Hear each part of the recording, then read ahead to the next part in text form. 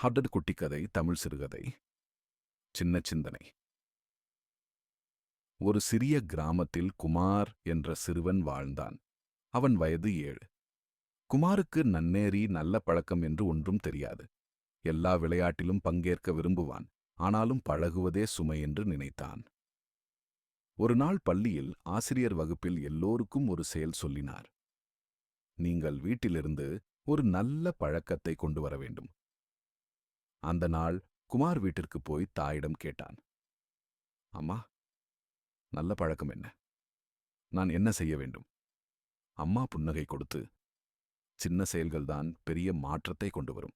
உதாரணத்திற்கு, தினமும் சுத்தமாக கை கழுவுவது, சமைப்பவருக்கு உதவுவது. அந்த இரவு குமார் தனது அறையை சுத்தமாக அடுக்கினான். அடுத்த நாளும் பள்ளியில் ஆசிரியர் கூறியதை நினைத்து தானாகவே மற்ற குழந்தைகளுக்கு உதவினான். மலர் என்ற அவன் தோழி, குமார், நீ இந்த மாதிரியே நடந்து கொண்டால் நீ பெரியவனானதும் உலகம் நன்றாக இருக்கும் என்று சொன்னாள்.